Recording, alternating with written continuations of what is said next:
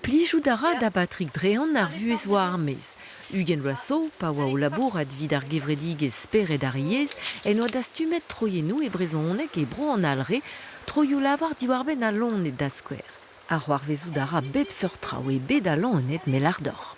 Tu chant e ouer ur hog ar ur yar, klevet meus un dra evit de changement de krog, ur bolez ya ar ur hog. Dans ça, vi la pe je peux changer un truc, quoi, de vitumi groued et la roque, un truc de changer, ne sais pas. La roque. Enfin, et l'iro. A setu an troienouze da stumet en le leor. Vraiment à taou, et veille un dut, ital ur lonet, nous avons duelot ou emzarlio, puis nous avons vivant. Nous avons dre sellet d'orte, moi c'est ve impliqué d'entre eux, avec de konzagen dut, avec ce que des neufs, avec gonz de réal, quoi, avec es de comprenne. Tu avais bon un tam nous avons impliqué d'ar fent lies vid de la quatre de comprenne quoi.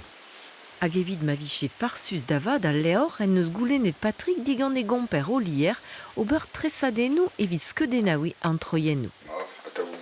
Ar portiak buzgen a zo krez an afer hag a vo lonket d'un ter hier. Gant unan an e a tao, me ne ouier tchec'hoar gant perkandi, quoi.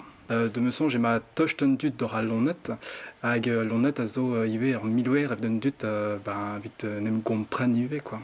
Gober gwab d'or a lonet a zo ur feson an etche yont de ber gwab d'or un dut, me gober gwab d'or un dut marse netche dro quand drase zo gober gwab d'or an sieu, ar sieu on eus ni hol, quoi. Bezou kachet gete. Boutzo ur jo me lagat. Deu di ar mem askor. D'un vedidje ur hechete, glaou tchen tride. Leor Patrick Drehan a golier berson, de loin en large, a zo bet embannet gant tidouar alre a Kerlensten kidna.